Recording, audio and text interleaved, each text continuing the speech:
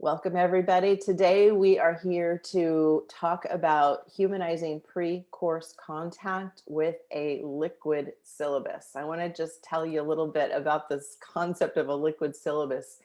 Back in 2014, which is so long ago, I wrote a blog post about the liquid syllabus, and it was just a concept that came to me. I started using a web page for my syllabus. At that time, I was using a tool called popular.me, and it was a super cool tool. And I was able to do things that I couldn't do with any of these other tools that I was using to create my syllabus.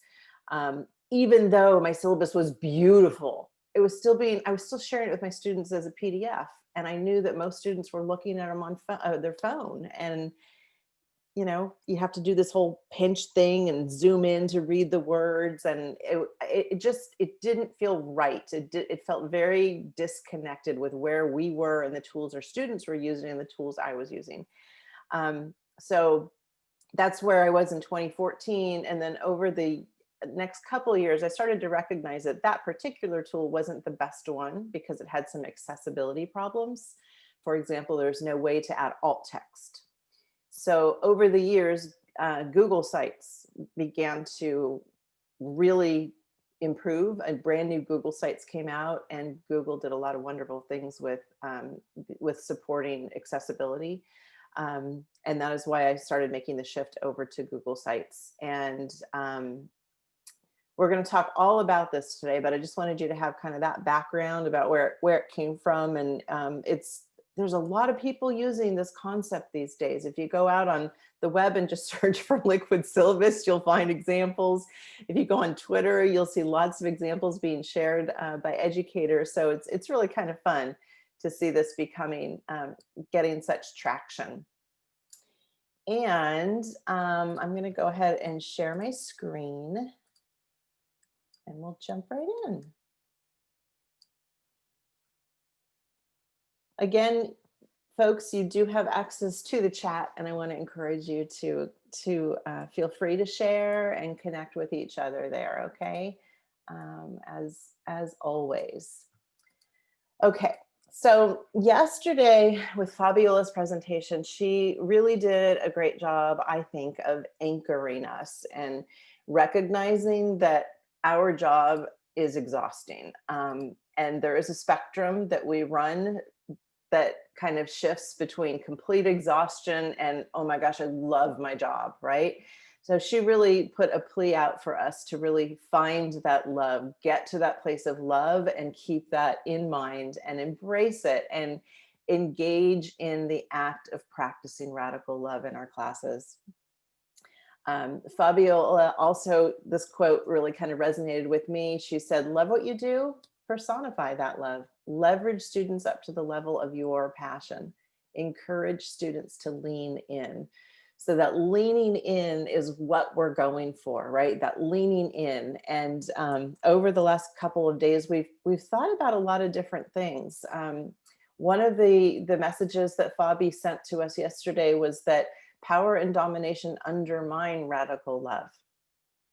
So power and domination, right? Power over our students, that undermines this effort of love. We also took a look at day one in the anatomy of learning and really gave some thought to this integration between cognition and emotion. Instead of thinking that, we can check our emotions at the door and sit down and learn, that's not the way learning happens. And we know this from neuroscience. Emotions are integrated with cognition. So we have to be very mindful of the emotional context that our students are processing in our classes.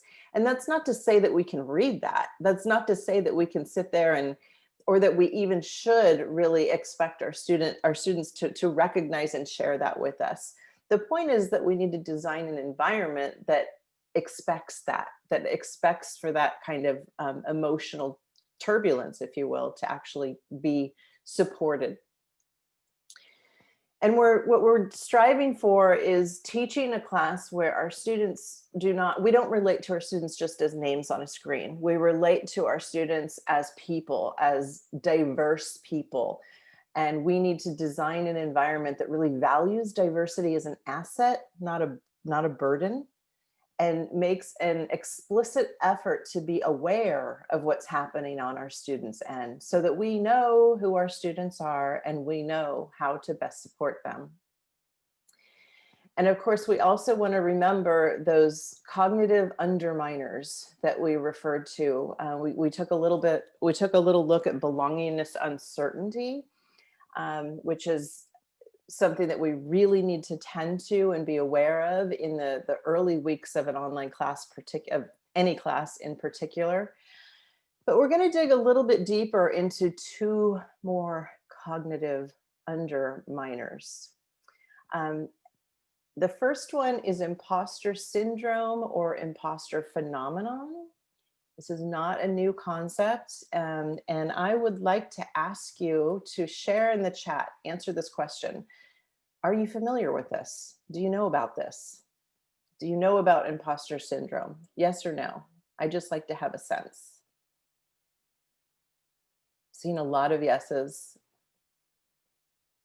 some no's. It wasn't that many years ago that I learned about this. And when I learned about it, the first thing I thought, I was actually really mad. I was really mad that no one had told me about this. So I think it's really important because not only does this apply to our students, but this applies to us. This applies to professors. So we're going to watch a little video to learn a bit more about imposter syndrome.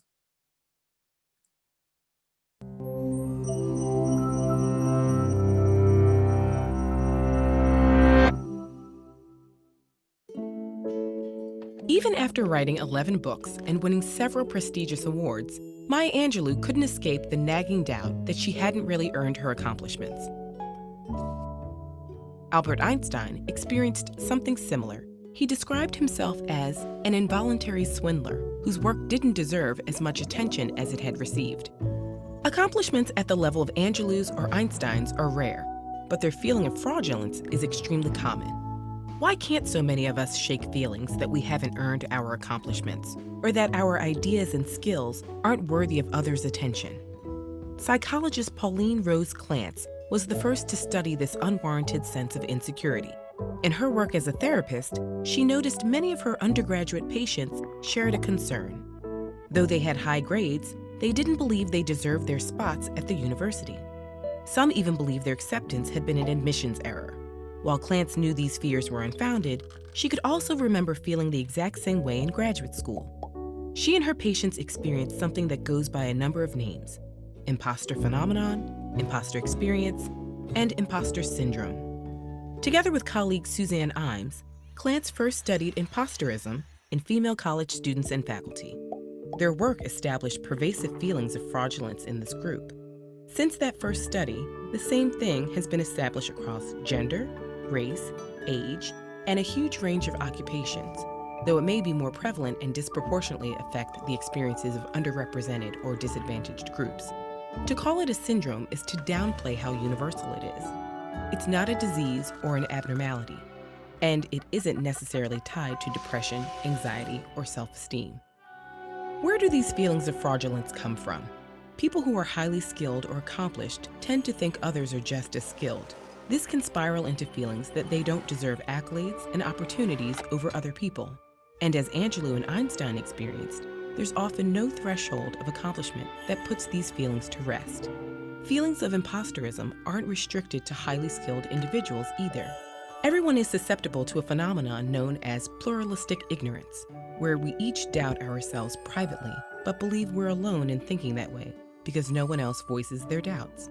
Since it's tough to really know how hard our peers work, how difficult they find certain tasks, or how much they doubt themselves, there's no easy way to dismiss feelings that we're less capable than the people around us. Intense feelings of imposterism can prevent people from sharing their great ideas or applying for jobs and programs where they'd excel. At least so far, the most surefire way to combat imposter syndrome is to talk about it. Many people suffering from imposter syndrome are afraid that if they ask about their performance, their fears will be confirmed. And even when they receive positive feedback, it often fails to ease feelings of fraudulence. But on the other hand, Hearing that an advisor or mentor has experienced feelings of imposterism can help relieve those feelings. The same goes for peers. Even simply finding out there's a term for these feelings can be an incredible relief. Once you're aware of the phenomenon, you can combat your own imposter syndrome by collecting and revisiting positive feedback. One scientist who kept blaming herself for problems in her lab started to document the causes every time something went wrong. Eventually, she realized most of the problems came from equipment failure and came to recognize her own competence. We may never be able to banish these feelings entirely, but we can have open conversations about academic or professional challenges. With increasing awareness of how common these experiences are, perhaps we can feel freer to be frank about our feelings and build confidence in some simple truths. You have talent, you are capable, and you belong. Everyone can use a little extra kick of confidence sometimes. Find out some tips and tricks for boosting colleges' poll.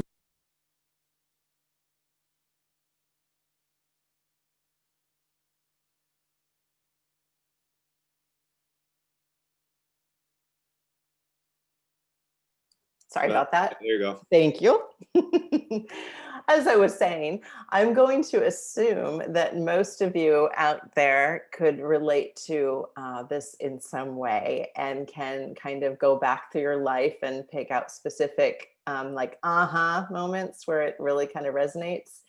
And also, I want to encourage you to think about the suggestion in this video in terms of, talking about it is one of the most important things, like being aware. Like I said, when I first learned about this, I was so frustrated that nobody had shared this with me before.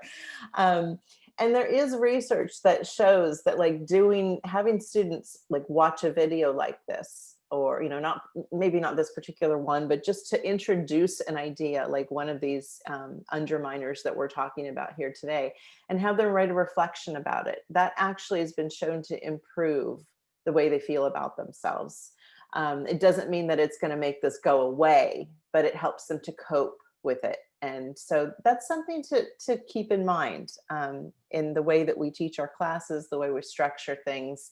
That could be maybe part of an assignment, particularly in STEM disciplines where we see a lot of women and students of color who feel like they're just not good enough. And the other underminer that we're going to take a look at is, is stereotype threat. And this stems from the work of Claude Steele and Aronson. And I'd like to do another just quick check-in in the chat. Are you familiar with stereotype threat? Just a quick yes or no.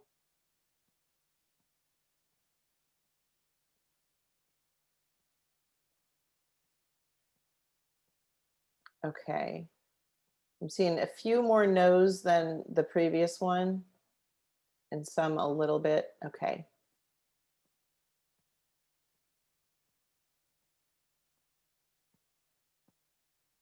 Nadia, that's a great question. Let's watch this video from Claude Steele and learn a little bit about stereotype threat. Well, let me introduce it first. Stereotype threat is when a person feels at risk of confirming a negative stereotype about one's identity. So in other words, if you think of a negative stereotype about your identity, and in a certain situation, something can happen that will trigger stereotype threat. And then all of a sudden, you have a fear that others are going to see you as falling into that stereotype, or something you will do will confirm that stereotype. And that fear, that trigger of that fear has been shown to decrease a person's performance. It actually has been proven in sports. It's been proven in so many different environments. We're focused here on academia, of course, so intellectual ability. And stereotype threat is more likely to impact Black, Indigenous, and students who are people of color, and women in STEM courses also. The consequences of stereotype are disengagement, underachievement on exams and other academic tasks, and sudden course withdrawal. So it's that fear to actually do something, or it actually decreases one's performance. So let's take a listen to Dr. Steele and learn a little bit more about this. And I want you to hone in on the end of this video clip where he starts talking about some of the things that we can do to mitigate it.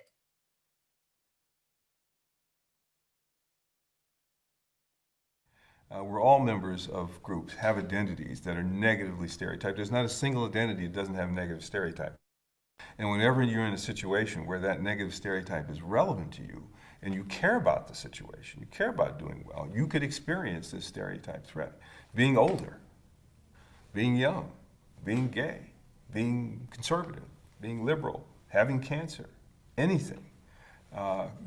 People will, as you go down that list of identities, you recognize that in some circumstances, you could feel like you're going to be seen negatively because you've got that identity and that stereotype threat. So in a school situation where groups have very elaborated stereotypes, they're often under this kind of pressure, of worrying that they're going to be seen in terms of that, reacting to that, trying to push that off.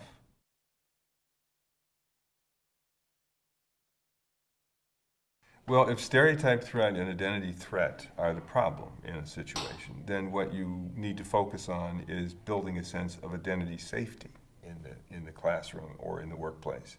And that's a sense where a person can trust that they're not going to be exposed to negative experiences based on having an identity. There have to be some effort put into building that kind of assurance in the people who are in the setting. And we have to recognize that that's a little something extra. It seems extra, but we really have to do that in order for everybody to feel identity safe in the situation, safe enough to function and flourish in the situation without this threat, without this pressure.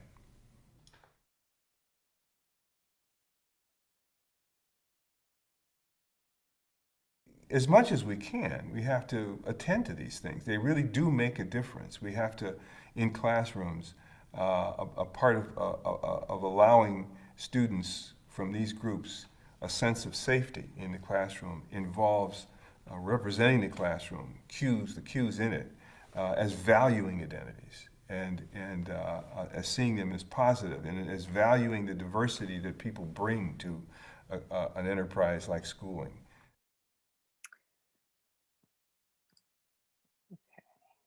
There we go. Yes. So we're all members of groups. Sorry about that, folks. Okay, so lots to take away there. And I just lost my chat. Give me 1 second here. There we go. Got it back. Lots to take away there. So thinking about that idea of cues, right? He used that word again, cues that are sent. Their classroom sends cues to students. And now we're thinking about online. So in a classroom, it may be more natural for us as teachers to, to rely upon, like, our physical presence to send cues of safety.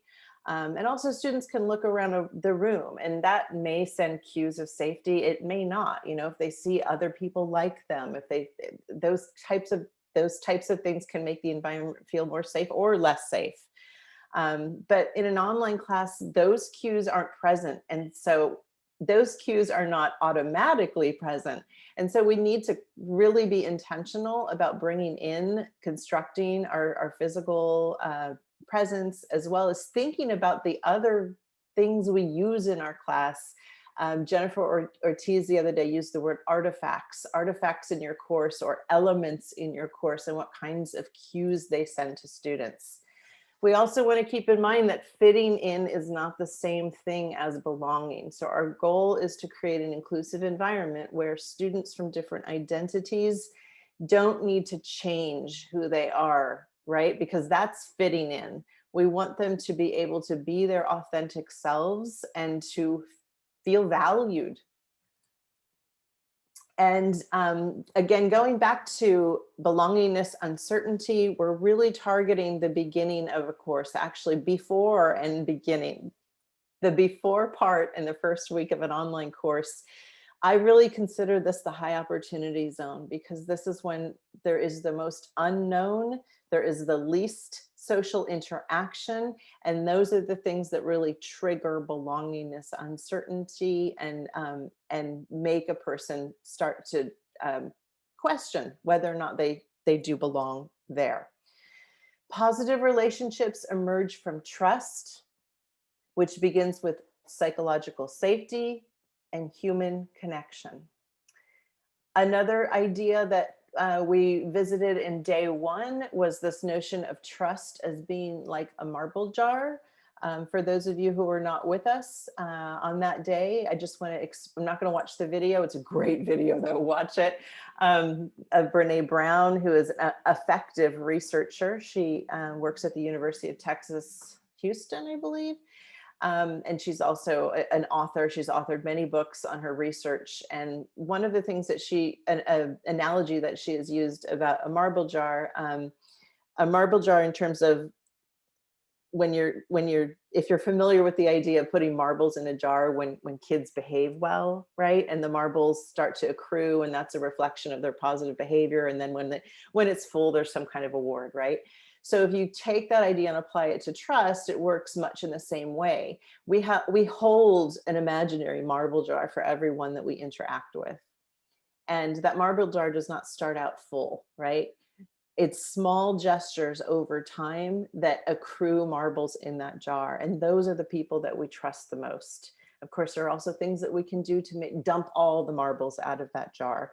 So trust is relational, and the burden is on us to foster trust with our students.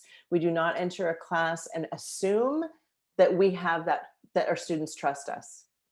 We were saying, there was some chat in the conversation from the other day, some students maybe they do enter with a couple marbles in the jar, right? Maybe they're coming from a place where they've had wonderful experiences in education and they feel like they fit right in. And there are other students who maybe are like, I'm not even picking up that marble jar because of the experiences that they're bringing into a class. So that's something to keep in mind. So what I'd like you to do for a moment to kind of anchor us into our topic here today is to reflect on your experiences as a college student. And I want you to think about the syllabi that you received from your professors. I'm sure they're very memorable. Think about the syllabi and what words would you use to describe them? What are some of the first words that come to mind? If you could please reply in the chat. So I'm going to just read back some of these words: dense, scary, extensive, punitive, boring, ancient, simple, intimidating, dry and black and white. I think of green paper. I always got mine on green paper. Forgettable, overwhelming, long, sterile, boring, overwhelming, bossy. Okay. We're not going to read this whole thing in quotes. Complex, overwhelming, impersonal, legalistic, intimidating. Okay, we're getting the theme here, right? This is a pretty consistent theme. Rules. Okay. Those aren't positive words, are they? Yeah. So we want to really kind of think about how that works and, the impact of these things, these artifacts on our students. And I don't know about you, but I can, not only do I have that kind of negative association when I think back to what a syllabus meant to me and the way that it made me feel, but also the way that it was used in a class. When I had professors, who you'd hear them say it to one student, like, that's in the syllabus. If you go to Google and do an image search for the word syllabus, you'll be amazed. Maybe you won't be amazed at the memes that you will find. Like, these are macroaggressions against our students. And so it's a huge opportunity, because we know that the syllabus is so important. And I'm not here to say that it's not important, but there's a better way to do this. There's a better way to design a syllabus and ensure that it is an act of trust, that it sends cues of trust, and an act of radical love. Now, redesigning syllabus as an equitable practice is nothing new. So I'm not here to say that this is, a brand new idea. There's lots of literature out there that points to the redesign of a syllabus as a really important strategy. And I have many links on this slide, and they're also in your support resource that will guide you through your self-guided activity today of actually creating your own liquid syllabus. So you'll find these links to dig into later. Um, but there is one thing that those resources really don't get into is the format. It's more about the content. So we are now rolling in the format as well, which is part of today's focus. And so the liquid syllabus fits into those 8 humanized online teaching elements that we took a look at with the presentation Anatomy of Learning in day 1. And we kind of took a quick look at numbers 2 through 8. And today we're diving in a bit to number 1. I'm going to get started by playing a brief video for you. I know what you're thinking.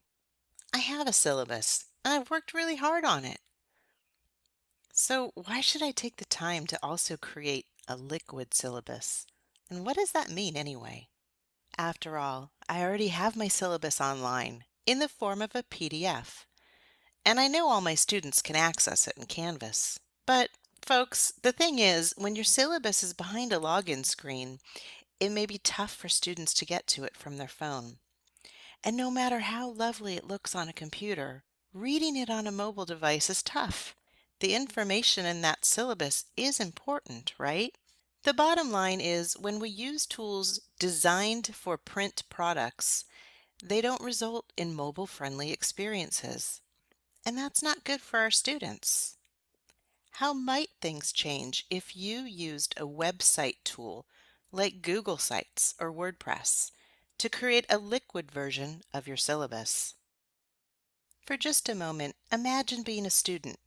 It's the start of your first semester in college, and the week before class starts, you check your email and you get a friendly welcome message from your sociology instructor.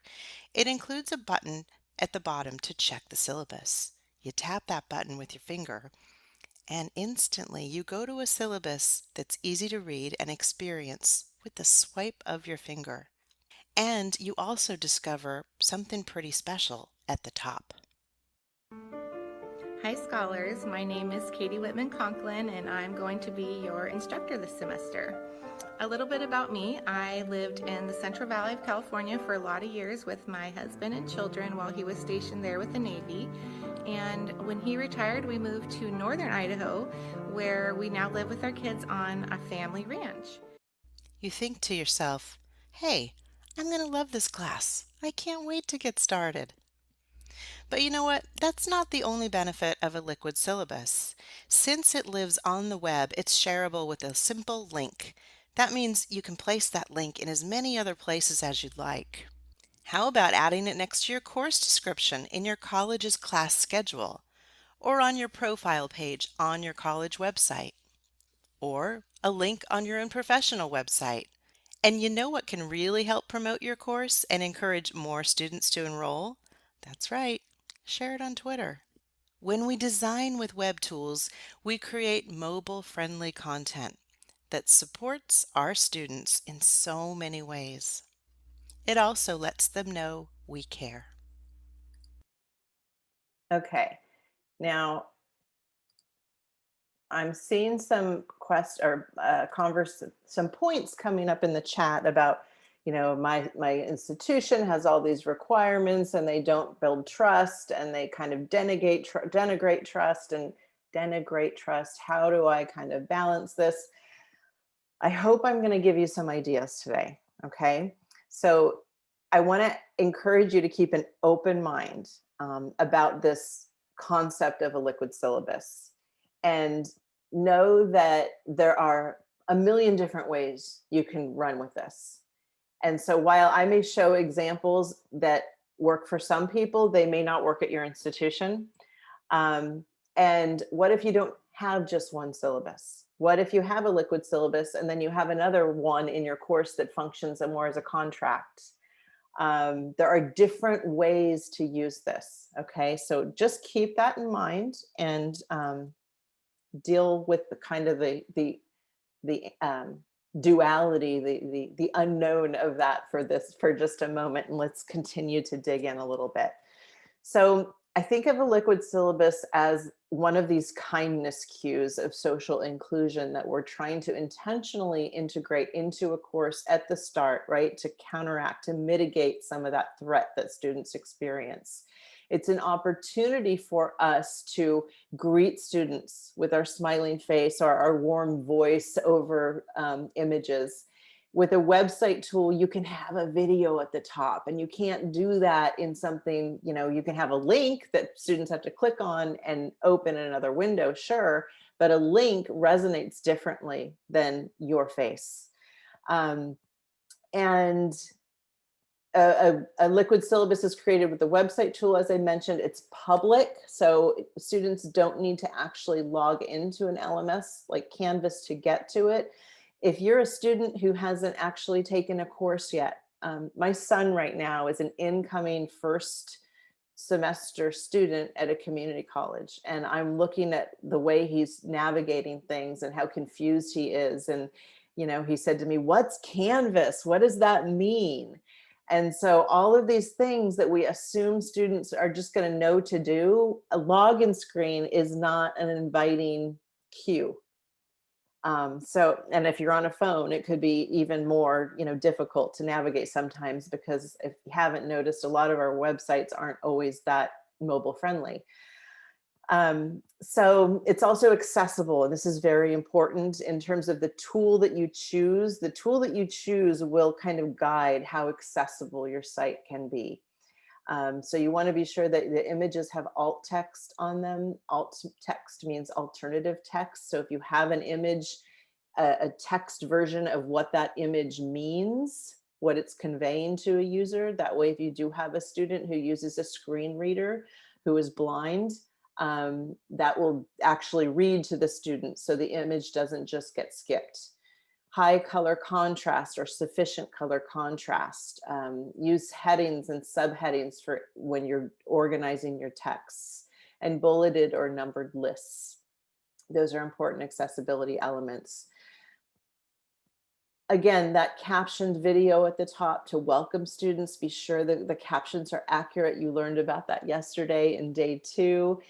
Written with warm, welcoming, hopeful language, tips for success, a learning pact, and what was that last thing? Inclusive images. So we're going to dig into some of these, but first I'm going to take you out to my own liquid syllabus. And I'm noticing that I am not signed in this browser window. Hold on a second here, folks. I'm going to share a different window with you.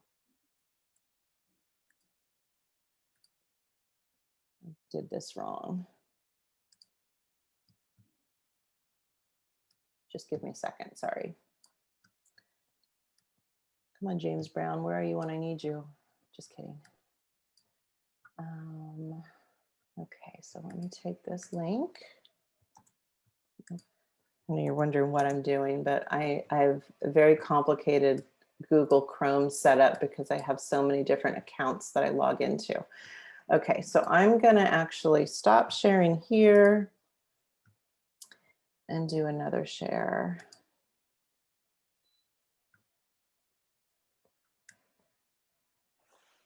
I think it's this one. Yeah, okay. Looks the same, but you see how now I have my little pencil in the corner, so I'm actually logged in to edit it. So this is my liquid syllabus. I have a video up at the top that I'll play for you. Hi there, everyone. I'm Michelle Pacansky-Brock. I'll be your instructor for this course. I'm recording this out in my backyard. While the weather is still lovely, I can hear my neighbor's chickens over there, if you can hear that. I wanted to welcome you and just let you know a couple things about me and this course to get started. I am a teacher at heart. I love to teach, and more importantly now, I love to teach online. I am here because I love what I do, and I want you to know that, and you're important to me. The other thing I want you to know is that I'm very aware that this is an extremely difficult time for you, and I want to be sensitive to that. I've designed a course that is going to hold you to high expectations, just as I am going to. However, I don't make things confusing. I try very hard to be clear and lay out exactly what it is you need to do to be successful. Okay? I view this as a partnership.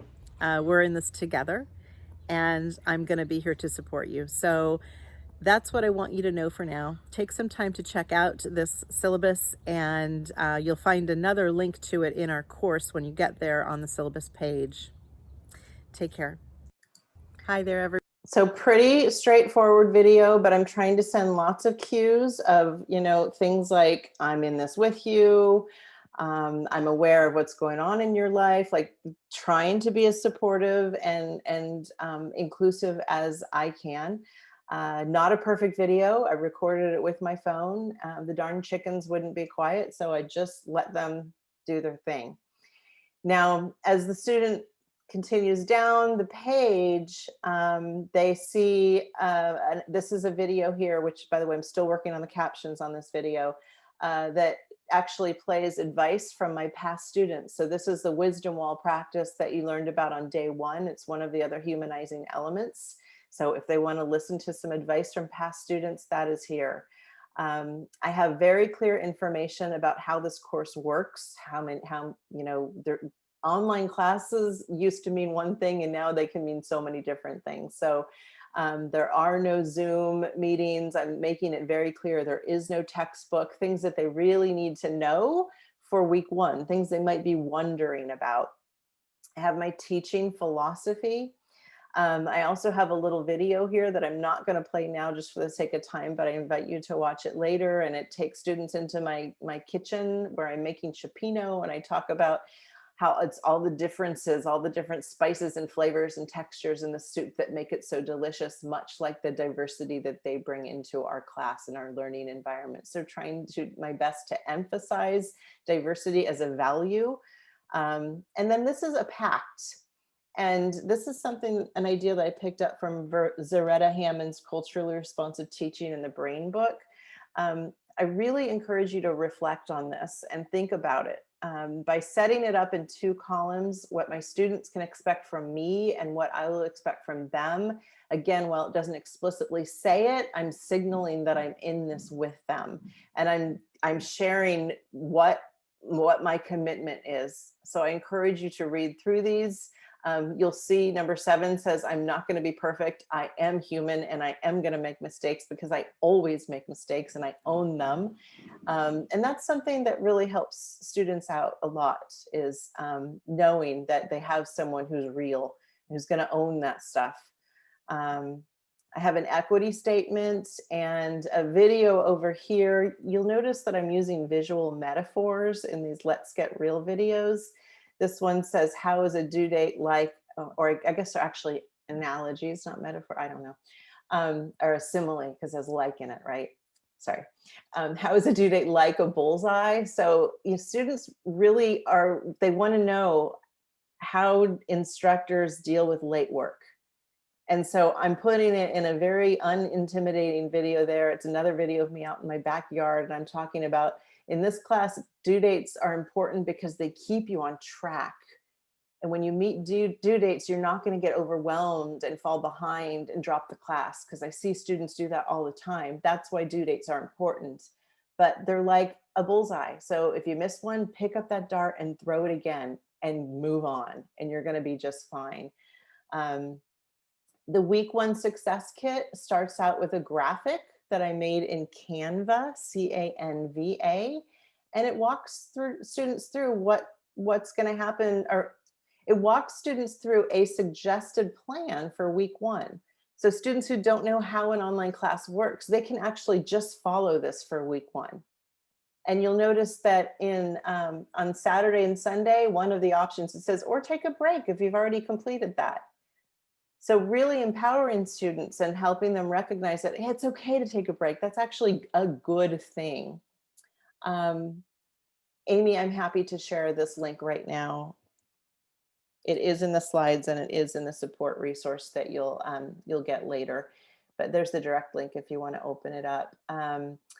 So then I've got the due dates for week 1. I want to encourage them to know when the due dates are in advance so they can plan for them. And I have tips for success and how to get your questions answered.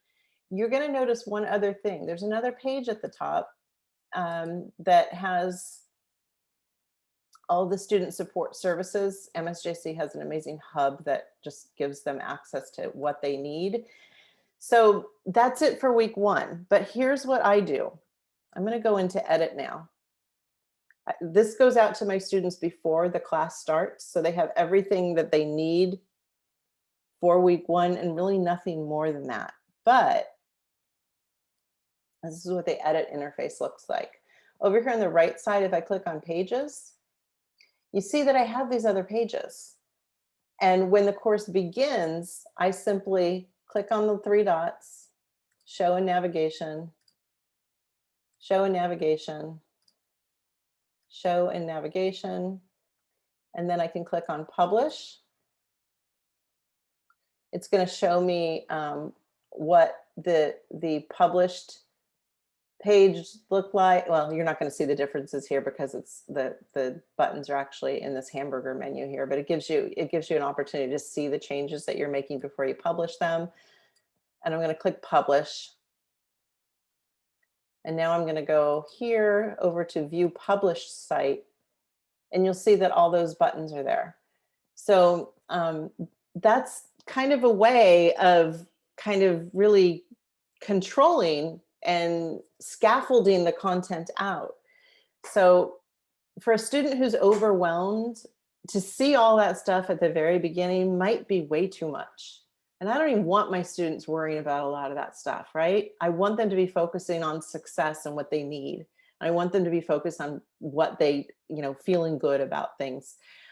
So that's kind of just a little bit of an overview of one way that you can manage the content a little bit. And I'm going to stop sharing and go back to my slides, which are now in my other window. Oh, and I did it wrong. Okay,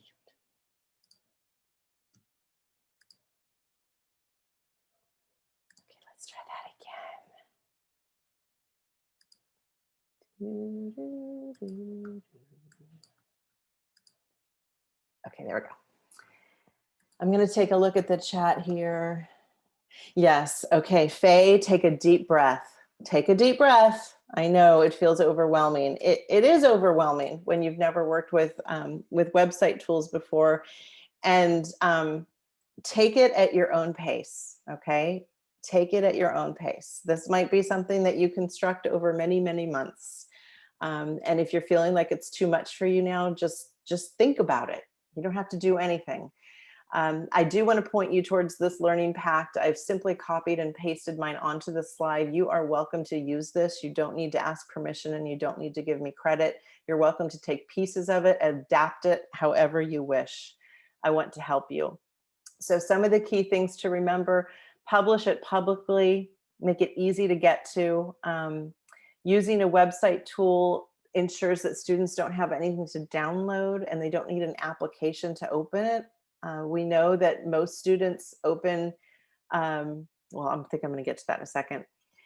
Using a website creation tool, Google Sites is one option. It's by no means the only one. It's the one I like because it doesn't require me to need to know HTML.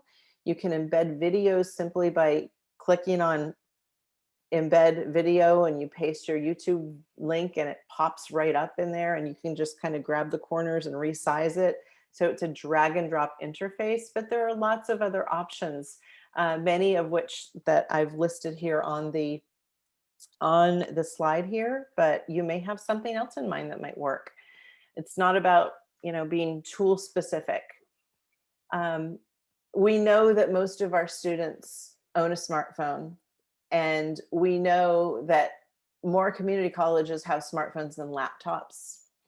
And this data really shifts significantly geographically, but we do know that students who are Black or Hispanic are more likely to lean on their smartphone for their internet access. That is their primary access point. So the more we can design online learning environments that are phone friendly, where phones aren't a burden, but things can actually get done on a phone, that is an anti-racist teaching strategy. And I hope that that sticks with you. Again, I know it's a lot to take in. I know it's a lot to think about, but I think it's something really important.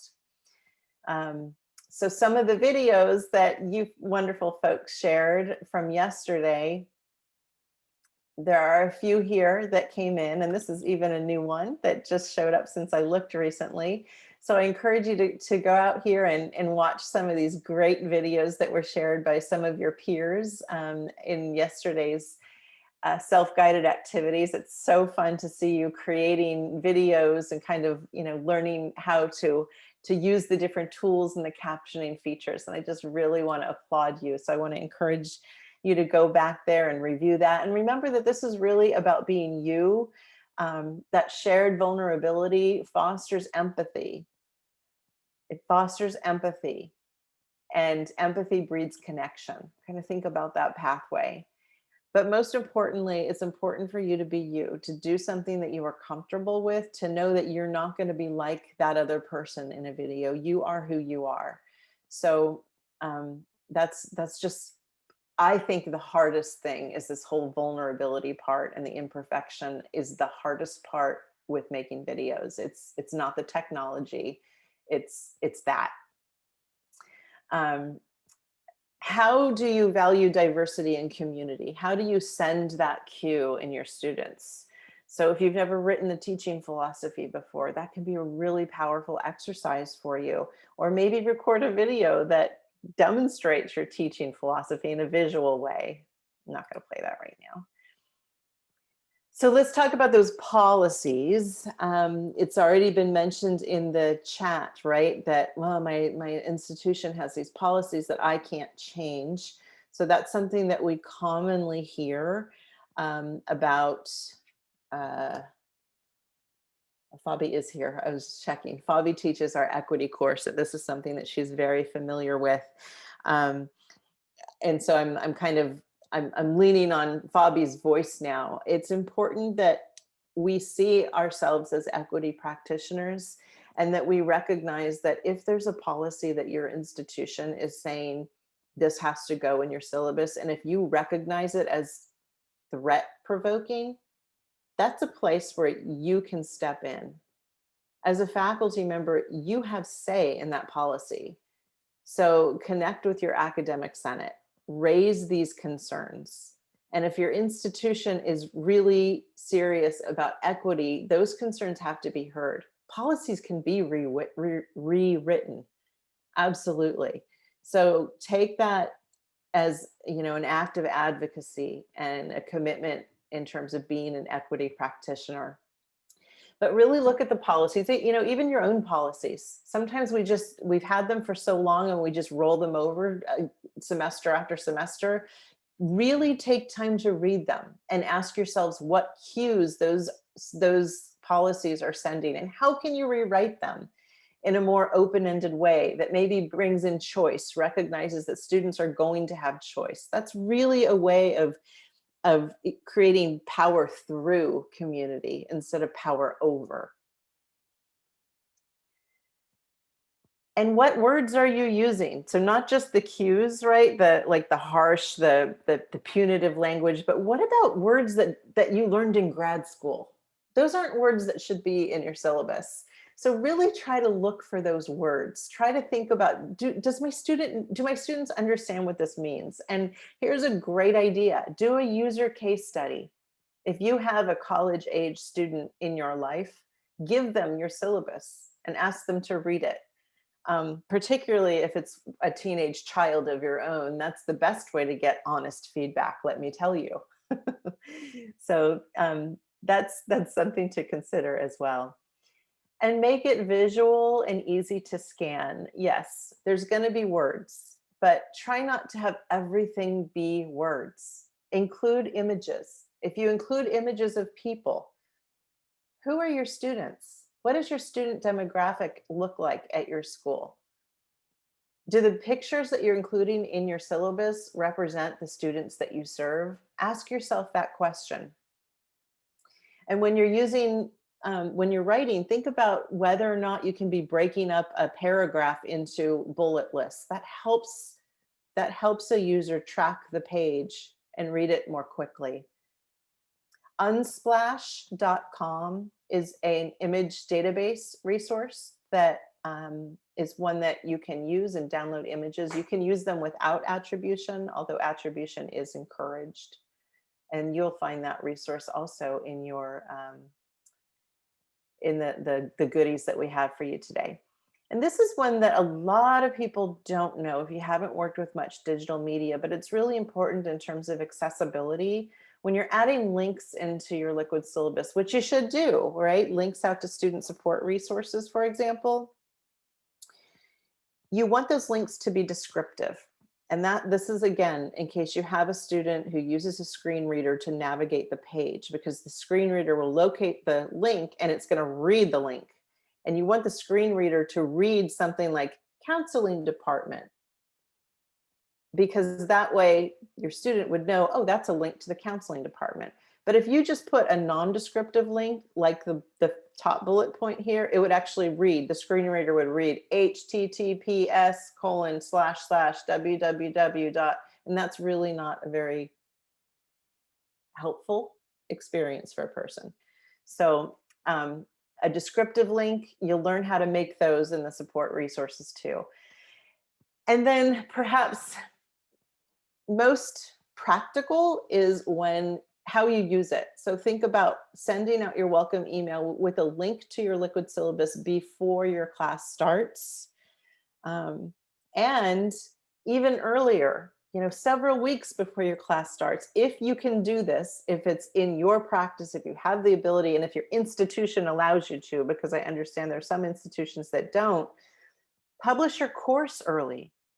It doesn't mean you need to give students access to everything. You can publish your Canvas course and just have the homepage available. So my class doesn't actually start until March, but if there's any of my students clicking around in Canvas, because they have other classes that have already started, they're going to see mine and they can click on it and this is what they see. It has a clear, this is when our class starts, and it's got a link out to our liquid syllabus. So those are some things to keep in mind. And that is my last slide. So I am going to now go over to the chat. I'm sorry, I went a little longer than I had hoped to. I want to go ahead and encourage questions, and I'm happy to stay I can stay a little bit over today to answer some questions. If you are able to stay, you're welcome to do the same. So please use the raise hand feature if there's something you want to talk about. And Sean/Stacy, if there's anything in the chat that I should address, if you could let me know while we're waiting for raised hands. Oh, I see a hand. The raised hand feature should be in the reactions area in your Zoom toolbar. Is it pronounced Jasek? Is that correct? Let's see, you should be able to unmute now. Well, it's Jacek. Jacek. Yeah. Thank you. Someone asked this question in the chat, but I should repeat it now. So how do you, when you use Google Sites, do you use it throughout the course, or at one point do you switch to Canvas, or is it just Google Sites, links to Google Sites within Canvas? Yeah, that's a great question. So thank you for asking that. Let's talk about that a little bit, because I want to be sure that that's clear. My entire course, my course is designed in Canvas. My students go to Canvas. They log into Canvas to get the material. It's where they do their assessments. It's where they do discussions. I have links in Canvas to my it's one Google site, to my liquid syllabus, which is a Google site. Because Google site is just a web page, right? You can also take that link and put it in an email. You could also put that link in, 100 different places if you wanted. So that's the way it works. The course is in Canvas. Google Sites is a link out here that my liquid syllabus lives on. And I give the link to my students in an email before the class starts. And I also put the link in Canvas. Does that answer your question?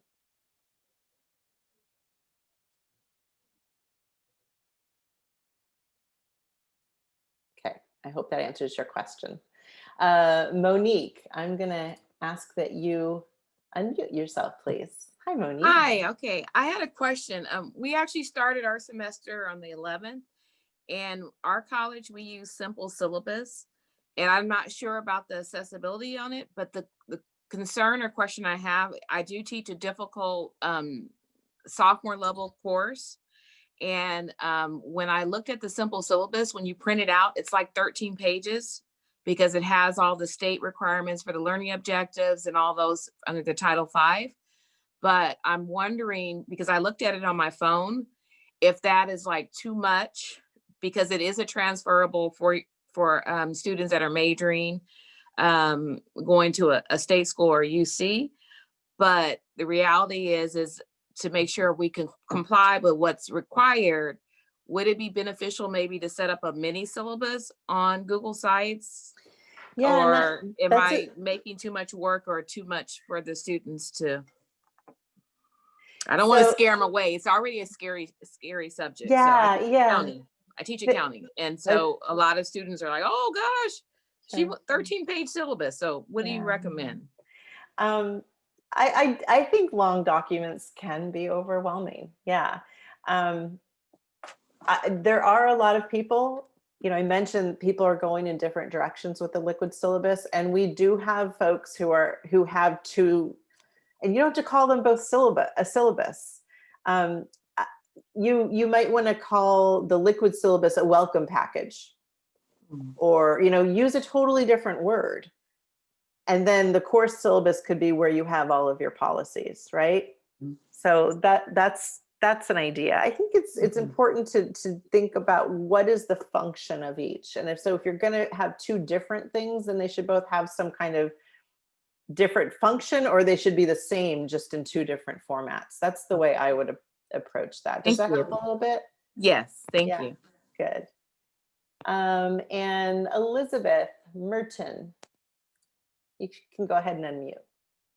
Hi, thank you. I just wanted to ask, besides the syllabus, are there other kind of like traditional documents, college documents that you do the same sort of thing for with the Google Slides? Or I mean the Google Doc. Not me. I don't. I do have I have a project. I teach the history of photography. And so I have one project in my course where I have a site. And the reason I have a Google site for it is, I don't know if it's going to make sense to you, but it makes sense to me. I want to create a grid of images. And for me, that's very difficult to do in Canvas. So students have to pick one photographer to learn about. And so I have a site that they go out to and they look at the grid of images. And then there's another page on that site that has an embedded Google sheet that they can actually edit. And so that's kind of like our project site where they go to, they pick a photographer and they sign up on that Google sheet. So I don't personally use it for any other documents. Other folks may have ideas for you or different response though. And I want to encourage you to share it in the chat if you do. Michelle, there was one question from Aaron about sharing. Is there any way to make the syllabus only available to those with the link?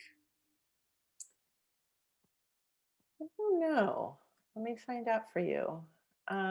So it's different on Google Sites. It's not share only with those with the link. I think the option is it's in your publishing settings. There's an option there's an option to prevent it from being retrieved in web searches, which I guess is technically the same thing, but Google uses different language for that in sites. So that's the best I can answer. In our day 3 resources, which let me just share my screen really quick because I think this will be easier for you if I show it. So this is our day 3 web page. If you go to the bottom and click on Create Your Liquid Syllabus, this is, okay, this is our this is the resource. You're going to see something different because you won't be signed in. Where's student view, Sean? Why am I not seeing that? I believe they moved it to settings now. They don't have it on the home page anymore. That's weird. Yeah. The college I teach at, it's still on the homepage.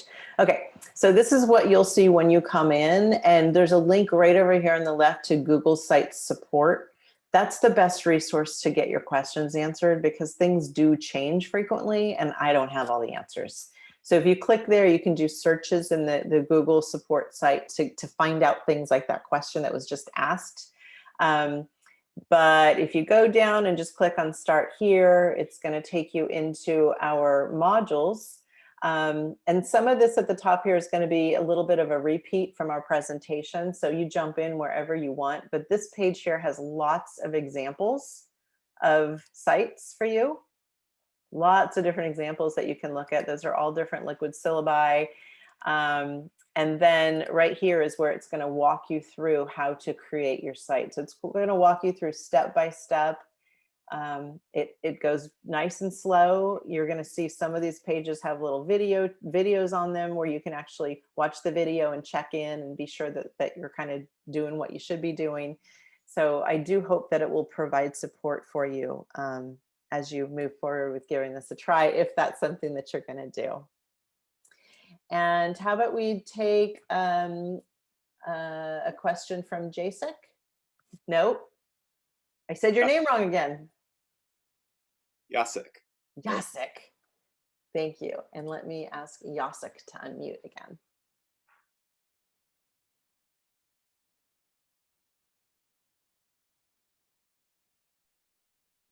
Oh, so I was blocked from unmuting myself for some reason. Okay, no, I just wanted to reply to Monique's question.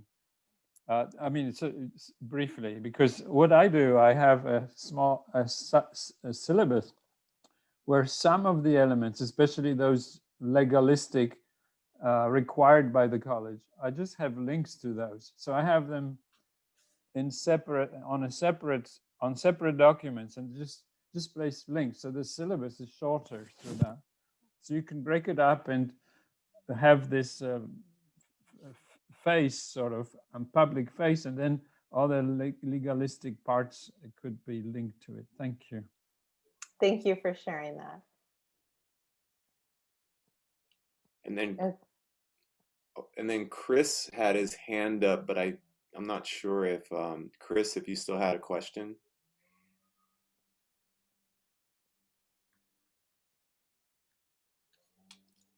Okay, he's good. He's good to go. Okay. Awesome. Okay, folks. Well, I'm going to wrap things up then. And I just want to, I wish I could give everybody a big germ-free hug. I guess I can pretend to. Thank you for being with us. I hope that this has been helpful. I hope that you have a lot of ideas, and I hope it's not too overwhelming. Again, that's the hardest part. That's the hardest part. So when I started teaching online, I remember realizing that it was like building a skyscraper. And I think it's really important that you keep that in mind and look at it as, you know, maybe you're going to build a new floor every time you teach a class. And while you're on those early floors, it may feel overwhelming. Time goes so fast. And every term, every year, look back and think about all the work you've done and look at those floors and look how beautiful they are. Look at the furnishings in those floors and really appreciate your work and recognize that. I know we always want to look ahead and think about, you know, what we have to do, but don't forget to look back and recognize what you've done. Thank you for all that you do for our students. I wish you well. Take care of yourselves, and keep in touch, everybody. We hope that you'll visit the @ONE website and explore many of the other professional development opportunities we have available. Take care.